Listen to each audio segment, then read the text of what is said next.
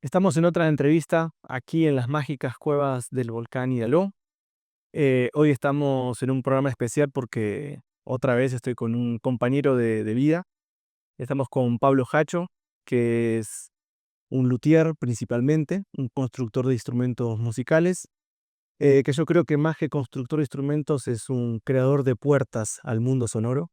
Yo creo que hoy nos vamos a meter en algo bien interesante que es la creación de instrumentos musicales, que a veces nos pasa que estamos siempre viendo a los músicos, ¿no? Cómo tocan sus instrumentos, pero no nos damos cuenta que atrás de un músico y su instrumento hay una persona que lo fabricó. Hoy nos vamos a meter de lleno quizás un aspecto olvidado, ¿no? Nunca dedicamos tiempo, ¿no? A escuchar a los luthiers, ¿no? Básicamente son los que hacen desarrollar la música, ¿no? Entonces, aquí con Pablo Hacho, de Quito, ¿no? Un exponente clarísimo de la cultura ecuatoriana, que para mí, como les decía, es un gusto porque con Pablo no solamente compartimos un amor por la música, sino también salimos de gira juntos, tocamos, diría casi un brazo más de toda mi actividad cultural y para mí es un gusto, Pablo, que estés acá.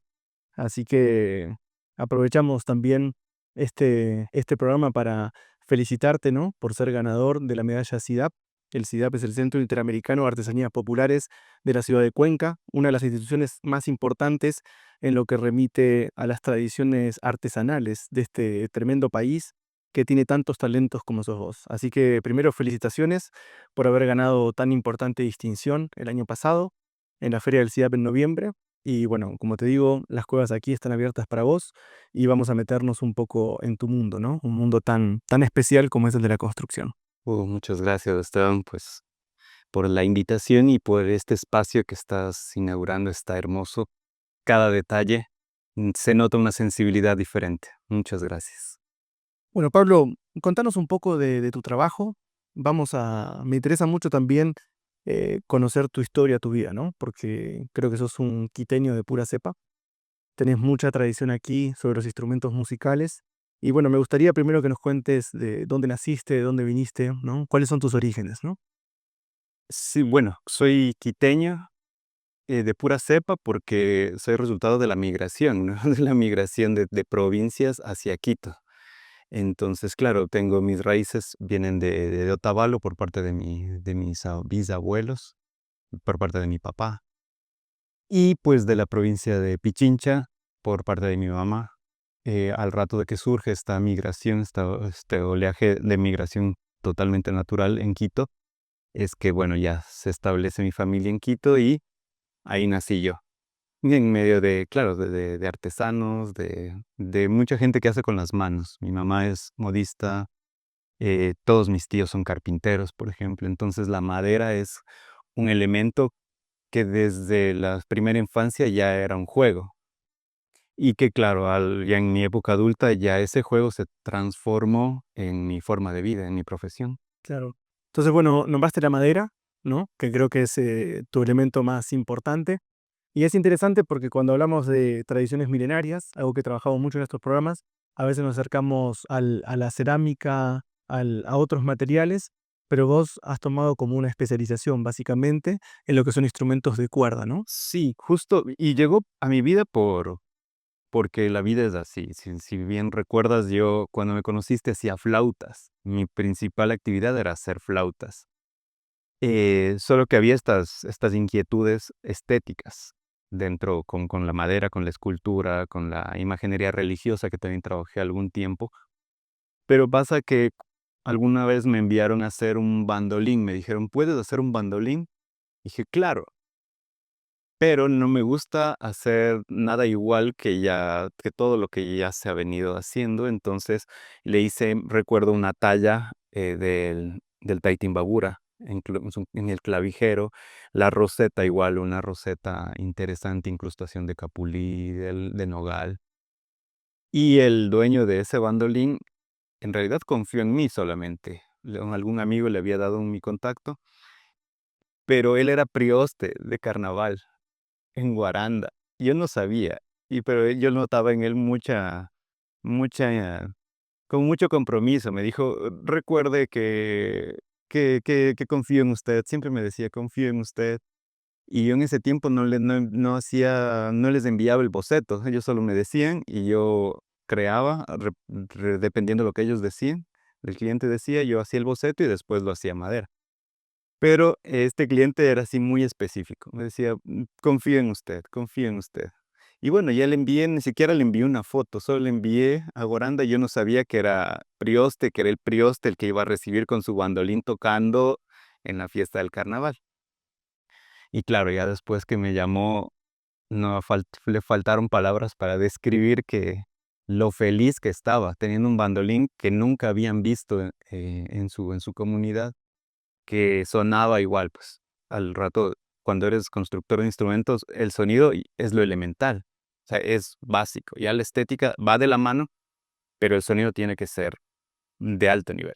Hay algo interesante, Pablo, en lo que marcás, que estamos muy acostumbrados actualmente a ir a una tienda de instrumentos musicales y comprar por ahí instrumentos ya fabricados en serie, en masa, principalmente de China, o de otros países que industrializan este proceso, pero yo creo que hay algo muy importante en la lutería que es el instrumento de autor.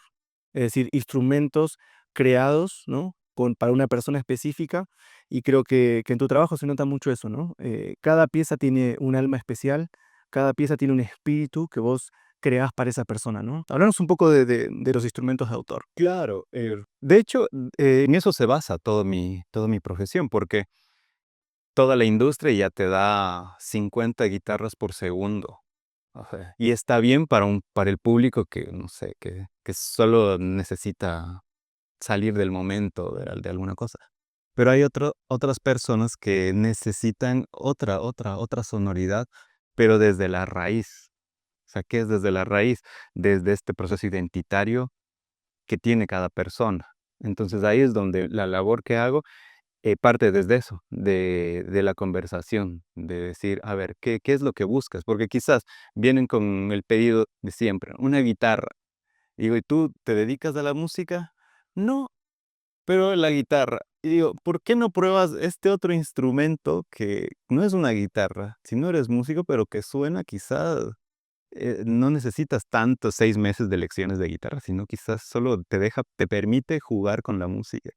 Entonces, claro, romper desde ese momento y claro, ya le pongo sus tallados, sus cosas, su línea estética de acuerdo a la persona. Hay personas que les gustan los animales, otras que les gustan las formas rectas. Y ahí está, es muy bello porque entiendes cómo cada persona tiene diferentes gustos y cuando tú encuentras la forma exacta del instrumento exacto que quiere la persona, hay un brillo en la mirada que es lo que me hace seguir haciendo las cosas. Es Que impagable, ¿no? ese momento, ya, no descubren otras cosas.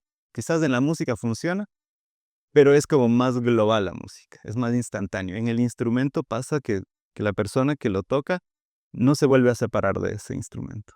Y eso no pasa con otros instrumentos, que puede ser una X guitarra de miles de dólares, pero no pasa con esto, que tú dejas tus manos, toda tu vida, tu tiempo ahí. Sí, importante para un luthier también dejar la huella en los instrumentos, ¿no? Y creo que hay uno que está ahí, que nos está llamando, que ya vamos a empezar a mostrar los instrumentos de Pablo Hacho, que me acuerdo cuando empezamos a trabajar con Pablo, que hablábamos de los instrumentos de la mitad del mundo, ¿no? Con este libro Kitaki, El Centro del Sonido, un libro de arqueoastromusicología, del cual trabajamos juntos básicamente. Pero claro, yo trabajaba desde el concepto de la cerámica, ¿no?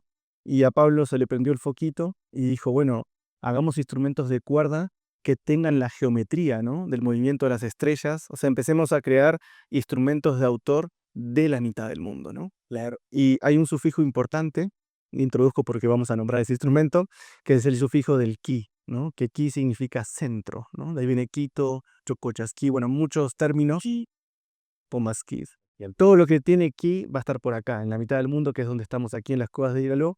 Y bueno, entonces Pablo decide crear una serie de instrumentos de cuerda inspirados en la guitarra, en el charango, en el ronroco, en la mandolina, pero con una estética formal que remite a la geodésica en la que estamos, ¿no? Claro, totalmente, parte de eso, o sea, romper las formas, porque quizás en este descubrimiento en el que estamos ahora, sentimos que hay formas predestinadas que ya nos dicen, la guitarra suena así, ta, Y es así, ¿no? por decirlo, ¿no? El charango tiene que ser, hablando ya en el mundo andino, el charango es esto, esto, esto. Mucha gente dice que el armadillo, o sea, que quizás no es así. O sea, si rompemos esas irrealidades, nos encontramos con que hay materiales mucho más amigables Claro. y que no se desestabilizan como la madera. Y ahí llegamos, ya llegamos a que rompemos la forma. Entonces rompemos las formas, pero transgredimos totalmente, porque ya el clavijero ya le quitamos de la parte de arriba y le pasamos a la parte inferior, lo que le vuelve ya una pieza un poco más arqueológica, más museográfica en su primer visionado. ¿Y qué visionaste acá en la forma? Claro, la forma internamente, bueno, la chacana, la cruz andina, que, que ya desde ahí rompe ya el sonido. Ya no es un sonido, eh, al no ser una cavidad redonda, ya es un sonido que con frecuencias medias. Pero gano envuelta en identidad. Ahora que mencionaste el CIDAP, en noviembre estábamos en el festival y mucha gente nos decía, pero eso no tiene la forma de algo. Charango, una Claro, guitarra clásica, ¿no? claro, y no tiene que tenerla, porque tiene algo mucho más trascendental, que es nuestra iconografía. Eso ya te llena de otro significado, de otros simbolismos que son mucho más fuertes, que siento que en este momento necesitamos como país, dentro de la lutería, necesitamos fundar una estética propia. Entonces, quizás este es un primer acercamiento a estas estéticas que es necesario debatirlas. ¿Cómo nombraste ese instrumento? Este es el ronroquí, porque justo como decías del sufijo qui, entonces, ¿por qué no jugar también en la fonética del nombre de los instrumentos? Decían, pero ¿es a la final un ronroco? Sí, puede sonar como un ronroco, sin embargo, nuestro proceso identitario creativo es, siento que en este momento es necesario empezar a construir otras formas, con otros elementos y ganar y apropiarnos también de estos. Crear, crear identidades culturales a través de los objetos sonoros que ya tenemos preconcebidos quizás de forma occidental, pero acá tenemos este ronroquí, que es interesante porque lo estrenamos en su momento en el reloj solar Quitzato, ¿no? De Cristóbal Cobo. Y lo interesante de esta pieza, que realmente es única, es que también es una pieza que sirve para mirar las estrellas, ¿no? Porque si observamos en la parte de atrás, si que lo mostramos, tiene como una especie de piedra obsidiana, ¿no? Que vemos aquí en este circulito. Entonces, además de tocar, nos permite ver el sol, las estrellas durante el día. Incluso los eclipses se pueden ver ahí. Entonces, es una pieza interesante porque es un ronroquí, es un instrumento de cuerdas, pero está pensado para una función astronómica. O sea, poder observar, ¿no? A través del instrumento estas conjunciones de las estrellas que ya habíamos hablado un poco con Cristóbal Cobo de esta temática, ¿no? Wow. Sí, y justo precisamente lo estrenamos ahí y en Cochasquí. Escucha. Fueron los dos lugares que le estrenamos y que, claro, nace a partir de las necesidades que estamos, que convivimos en estos procesos investigativos en sitios arqueológicos donde, no sé, quizás una guitarra sobra en eso, o quizás una flauta está mucho más ambientada al lugar, a lo que significa. Sin embargo, dentro de estas exploraciones sentíamos que primero había que ser un instrumento pequeño. Entonces, por eso ahí nace la incursión de transgredir estas formas. ¿Y qué es lo que necesitábamos? Pues ver al sol cómo salía por atrás del Cayambe, justo en Rumicucho, me acuerdo. Claro. Entonces, claro, según esas necesidades, entiendes cómo la humanidad, toda la existencia, tenía necesidades. Entonces, los instrumentos te marcan el tiempo desde el que viene. Entonces, ahí nos remontamos a que toda la humanidad, todas sus épocas, realizaron instrumentos según sus necesidades, según lo que les rodeaba. Entonces, quizás en este momento, por eso lo hacemos, porque esto es lo que nos rodea. El sitio en el que estamos es importante. Entonces, ¿por qué no hacer instrumentos que nazcan desde esta concepción, desde este lugar, pero con la iconografía y con con el movimiento que ocurre en este lugar. ¿Qué, qué significa para vos, ¿no? Crear estos instrumentos en tu taller, ¿no? En Quito y poder tocarlos en los lugares ancestrales. ¿Qué mensaje es para vos ese? Para mí, ya el hecho de hacer un instrumento, siempre cada instrumento lo hago como que fuera para mí. De hecho, por eso tengo un conflicto cada vez que se va un instrumento, porque lo hago con mucho cariño. Sin embargo, cuando pasan estas cosas que tocamos en sitios muy especiales, siento que no es mío el instrumento, es del sitio. Entonces, las veces que hemos llevado hasta es probable que se rompan, que se queden, que pase algo. Ya nos ha pasado, o sea, nos ha pasado varias veces. Entonces, es una manera de ofrendar el sonido, que es intangible, pero que es tangible para los músicos y los constructores, está ahí. Es un tangible, es el instrumento, porque el instrumento sigue siendo madera, pero se llena de otro cuando tú le estás ofrendando en ese momento.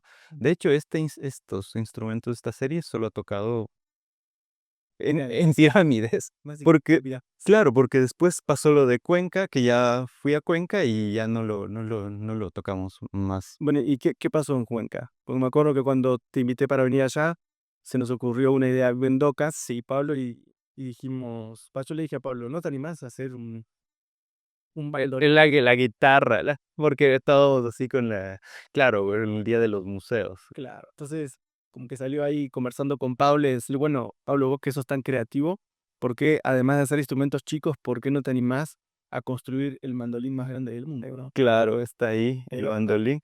Sí, recuerdo que estábamos caminando, no recuerdo la calle, pero era un lugar donde vendían tamales y te dije, oye, que estoy haciendo una exposición, tengo en la mente una cabina sonora, pero que la gente no sepa qué es instrumento y cuando entre, o sea, súper contemporánea. Y, y dijiste, oye, si haces una guitarra, pero así grande como para, en vez de, o sea, lánzate lo que tenga que costar, pero que se vea instrumento, porque al final, que sea un instrumento ya te rompe de una forma. ¿y Y ahí, por qué elegiste hacer el mandolín? ¿Qué el significa bandolín, el mandolín? para mí el bandolín primero es mi instrumento de cuerda favorito. Tengo un apego muy fuerte al bandolín porque, o sea, lastimosamente, es un instrumento que ha ido perdiendo su uso. Dentro del ambiente musical ecuatoriano, la incursión del requinto mexicano, pues hizo que estos instrumentos que no son comerciales, que se vayan desapareciendo. ¿Y en dónde sobrevive? Pues en las comunidades de pueblos y nacionalidades indígenas. Entonces, primero su sonido para mí es Ecuador, es un sanjuanito ahí, tú solo lo tocas y ya suena San Juan. Suena a Ecuador. Claro, y a mí amo el San Juanito, entonces para mí esta es una conexión muy grande. Entonces ahí cuando salía esto de la guitarra, dije, una guitarra, sí", de hecho hacer guitarras me cuesta un poco porque no es un instrumento que me alucine. Que te identifique. Claro, a no ser claro, cuando me dicen quiero una guitarra, pero que no parezca guitarra y que tenga un tallado, una incrustación rarísima, ahí me mueve un poco más. Pero una guitarra así, ya hay muchos que hacen eso, entonces ¿para qué? Quizás siento que es necesario trascender también con tu actividad. O sea, hay que dejar un poco más. No, siempre dicen, no, un artista no puede cambiar el mundo. Quizás tu mundo alrededor sí, haciendo estas cositas pequeñas. Entonces ahí digo, no, pues quiero hacer algo que me guste, entonces el bandolín. Igual, a estas dimensiones de una guitarra no salió una guitarra de bastantes metros. ¿De cuánto quedó el más? 5 metros. Y aún así le hice exacto para que la forma del bandolín es más gordita, entonces estéticamente cabía en todas las proporciones, porque es una obra que tú entre dos personas sí la mueves, pero algo más grande ya te cuesta un poco más. Y en cálculos quedó exacto. Entonces todo se dio. Y está bueno también, así que salga todo así de como que estuviera escrito en la historia y está escrito que algún rato íbamos a. Y pues ahí empezó. Me acuerdo que estábamos en el Remigio Crespo En el museo. y estábamos tocando y solo estaba en una idea y cuando ya te la soltaste y dijiste, y Pablo va a ser aquí que el mandolín más grande del mundo y todo. Ah, qué bien que haya considerado y estaba en planes. Y de ahí ya pues lo hicimos en un año.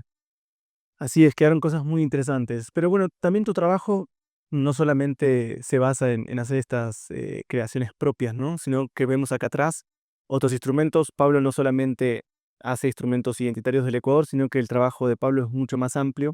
Es un creador de instrumentos musicales también de tradición occidental, ¿no? O sea, la tradición medieval, barroca también está un poco en tu taller y vemos ahí algunos instrumentos atrás también, ¿no? Interesantes y que muestran también tu versatilidad en la creación, ¿no? Yo creo que es una de las cosas que más te caracteriza, que puedes crear cualquier tipo de instrumentos de cuerdas. Entonces me gustaría que vayamos viendo algunos otros instrumentos que tenemos por ahí atrás. No sé cuál te interesa mostrar. Claro, de hecho, mi exposición se llama Construir el sonido. Ya partiendo de ahí, el sonido, pero si el sonido no es un tangible lo que decíamos. Sin embargo, los constructores y las constructoras, todos, eh, cuando estamos manejando un material, tú perfectamente lo sabes, el sonido está ahí presente.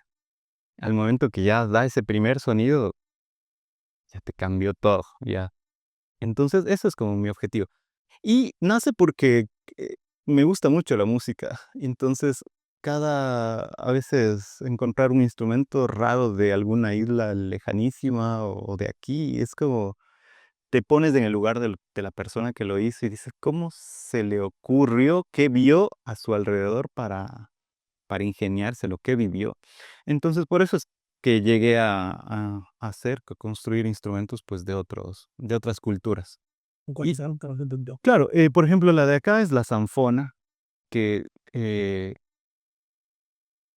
es un instrumento bien, bien interesante porque me tardé como 9 años en construirla, porque cada instrumento es un resultado de una investigación muy, muy ardua. ¿Qué es una zanfona? Porque creo que la más Ah, no va a conocer. zanfona, bueno, es un instrumento medieval que le llamaban la gaita de los pobres, porque es con manivela, es con esta manivela. Y pues lo interesante es que tiene un teclado que al rato de pulsarla, cada tecla, acciona unas escobillas de metal, en este caso de metal, antiguamente de madera. Y pues se reemplazaba como a muchas personas, porque tienen notas pedales, tiene pues las cantoras. Y este instrumento me llamaba la atención por el mecanismo, que es algo muy raro, porque tiene una manivela y todo. Es de cuerda frotada. Sin embargo, me demoré 9 años porque no solo, o sea, la madera ya la domino desde niño, pero el metal nunca. Entonces, ahorrarme para comprar la herramienta, para tornear el metal, aprender y todo. Sí, algo característico de tu trabajo es que no compras nada, ¿no? O sea, que las clavijas las hace Pablo, ¿no? Es de esos tipos, yo los llamo unos locos, ¿no? Realmente construye cada piecita para que el instrumento sea. Sí, de hecho, sí, pero eso más resulta porque aquí en Ecuador, claro, no puedes conseguir, bueno, quiero un eje para zanfona francesa del siglo XVIII, no vas a encontrar. Entonces, claro, entonces, quizás es una ventaja de estar acá, porque eso te permite como otro proceso investigativo. Sí, a veces las necesidades aumentan las capacidades. O sea, tener necesidad te lleva a cargar todo eso. Incluso hay uno que es parecido, ¿no? Sí, este es un modelo francés, pero este es otro que ya es de otro país, este es de Suecia.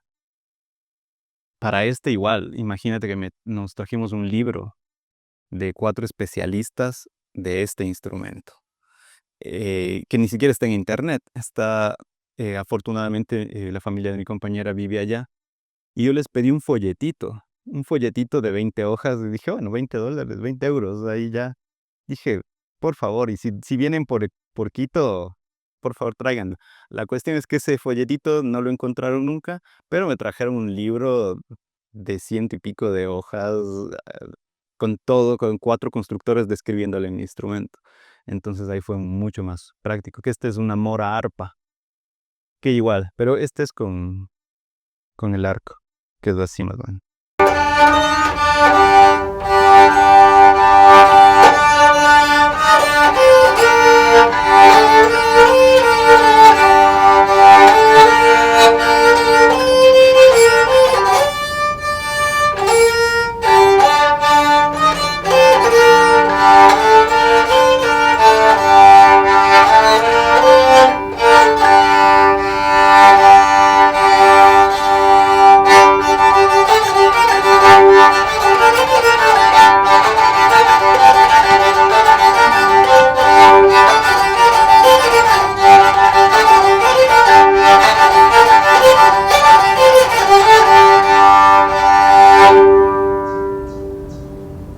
Está increíble, Pablo. Ahí también sos una persona que se enrosca mucho en estos mecanismos, ¿no? Sí. Que tiene cada instrumento.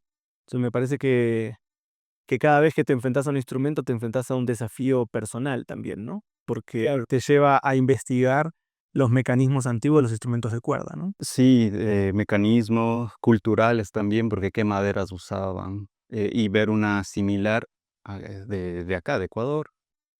Y afinaciones, porque es diferente. Y eso me lleva, y por eso empecé, porque como me gusta la música de cualquier cultura humana, cada vez que encaro un instrumento, pues es encontrar como que, cómo es sus afinaciones, alguna cosa. Sus particularidades. Exacto, que le hace ser como cada humano, ¿no? ¿Qué otro más? Aprovechemos que lo tenemos a Pablo acá y que tenemos una parte de su taller de instrumentos terminados. Sí, justo estos son los que giraron este anterior año. Entonces, qué lindo, ¿no? Poder compartir. Y este es uno que recientemente, yo lo construí hace 2 años. Es un Ravel de Sanabria. Pero pues, me interesaba porque tiene cuero. Entonces quería incursionar en esto de cuál es la diferencia entre cuero y madera ya en frecuencias. Obviamente tiene un montón de diferencias. Sin embargo, no lo había encarado, sino hasta hace 2 meses que ya cosas de la vida, obviamente, es mi profesión, entonces hay instrumentos que ya se van, pero hay instrumentos que uno se encariña mucho. Entonces, estos instrumentos que se fueron, todos los días estaban en mis manos y yo tocaba, les tocaba y todo. Al rato que ya se fueron, que eran muy bellos ahí en la feria del SIDA, pues la gente conectó muy bien y se fueron. Yo me quedé en realidad sin el instrumento de todas las mañanas para estar tocando, entonces lo regresé a ver a este instrumento que le hice para la primera feria medieval que hubo aquí en Quito. Y empecé a conectar, empecé a encontrar música. ¿Cuál es ese instrumento? Ravel. Ravel. Ujú.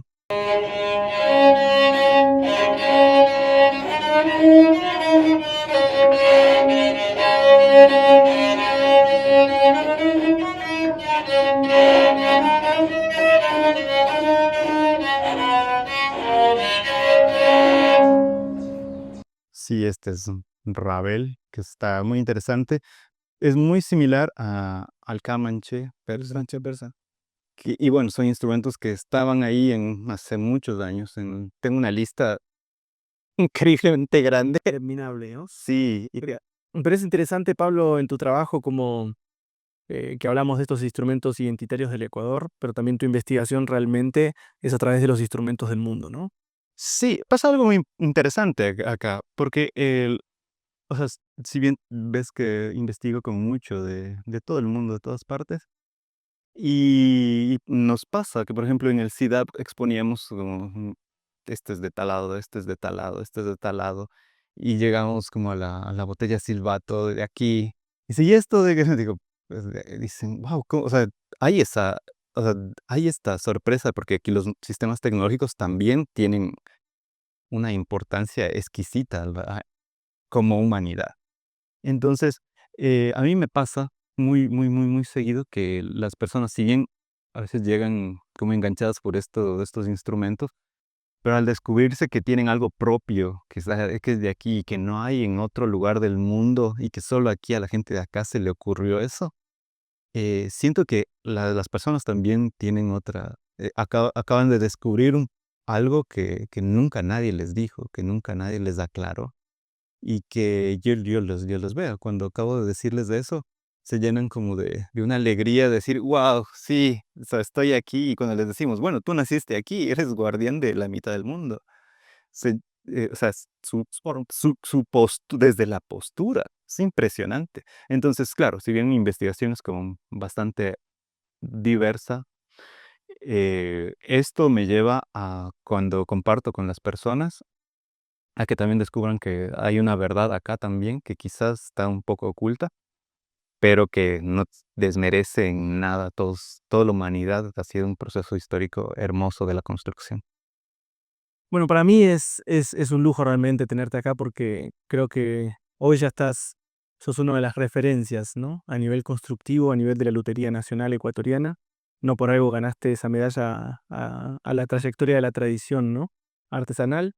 Y me parece muy importante de tu trabajo el amor que le pones a cada instrumento. Yo tengo la posibilidad de que lo conozco a Pablo personalmente y sé que realmente sus instrumentos tienen ese espíritu, ¿no? Esa fuerza que te caracteriza y me parece que tenías que estar acá en las cuevas del Ilaló porque estas cuevas están dedicadas al sonido también. Hemos tocado muchas veces en las salas de concierto aquí en las cuevas del Ilaló y lo que más me sorprende de Pablo es que uno dice, bueno, ya con todo esto que hizo, ya está, ¿no? No va a hacer más instrumentos y Pablo siempre está como encontrando un instrumento nuevo bueno, no, un instrumento viejo, pero que lo recrea en su taller y me parece que es una de las características más importantes tuyas que es el, digamos, sorprenderte siempre frente al descubrimiento de un instrumento, frente al desafío que representa ser un instrumento. Y creo que es una de las características más importantes de los luthiers, ¿no? Que a mí sí me parece importante destacar que realmente el desarrollo de la música, ¿no? Siempre ha estado a la vanguardia de las creaciones de los luthiers. Es decir, el luthier es el que básicamente le da el piso para que el instrumento para que el músico se pueda expresar, ¿no? Entonces es importantísimo y yo me sumo también a Pablo porque en cada cosita que va inventando también me pongo como a tocar y a descubrir y me doy cuenta de que esa relación entre músico como intérprete con el luthier van de la mano. Y yo creo que en vos confluye también porque sos intérprete, ¿no? También tocas música, no solamente sos un constructor, sino que también Pablo tiene sus proyectos musicales, que comparte conmigo también algunos, pero contanos un poquito de tu actividad musical profesional. Claro. Surge de ahí, porque si me hacía música tropical cuando pasó, antes de empezar esto, hice música en la iglesia, música andina desde que nací, obviamente. Sin embargo, bueno, te atrae ya en tu juventud, te atrae el metal, te atraen tantos otros ritmos, géneros, y pues interesante, llegué a la música como música del mundo que te proponía música de África con un instrumento, con arpas totalmente ajenas a mi realidad de acá. Entonces ahí empieza, digo, y sí, qué difícil, o sea, dentro de mis posibilidades viajar, o sea, los que pueden, genial. Pero dentro de mis posibilidades no tenía eso de ir viajar, traerme una arpa, no sé, lo que sea. Si una flauta es complejo. Mucho menos más un instrumento de proporciones grandes. Bueno, eso que marcás, Pablo, es interesante, porque en tu caso por ahí no has viajado mucho, pero yo no sé cómo hacer esos instrumentos si no viajaste, ¿no? Como que por ahí algunos tienen la oportunidad de viajar y conocer por ahí estos instrumentos in situ, pero Pablo es como que viaja, ¿no? A través de cada instrumento, que no sé cómo lo haces, ya me contarás tu secreto, pero Sí, es la fuente de la humanidad es la imaginación. Siento que, esto de viajar y traer un instrumento también, raya un poquito en de cuántas posibilidades, pero si no las tienes, pues, y ahora hay Internet, que está todo ahí, puedes escuchar todo. Cuando empecé, pues, no lo había, y me acuerdo que veía las fotos y transcribía como en planos. Afortunadamente, como soy ingeniero, entonces todo se me hace más fácil como trasladarlo a plano, fórmula y hazlo. Y una de mis labores es esa, pues demostrar que no es necesario, o sea, qué bien si se puede, pero si no se puede tampoco hay que limitarse. O sea, recuerdo que nos contabas que en Argentina hacías réplicas del sin conocerlas todavía a las botellas Silvato. Entonces, esta esta esta búsqueda siento que nace desde ahí, desde el querer estar ahí. Ya después, cuando vaya a estos países, pues ya conoceré y pues podré hacer esto, pero sin embargo, no me limito por eso. No, siento que no, esta limitación es muy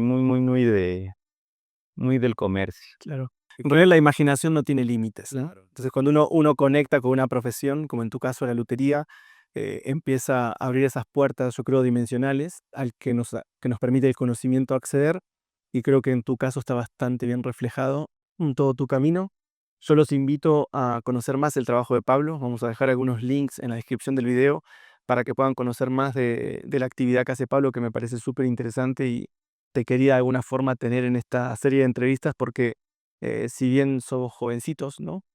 Estamos pisando los 40 años, pero yo sé que Pablo todavía quizás recién está empezando a tener un reconocimiento que se merece, pero a cada año, ¿no? Que vas proponiéndote nuevos desafíos, nuevos instrumentos, vas demostrando la creatividad, ¿no? Que tenemos acá en Latinoamérica para crear instrumentos, no hace falta viajar, simplemente hay que tener la magia que tiene Pablo en las manos, que permite crear estas puertas dimensionales al mundo del sonido, como yo lo llamo.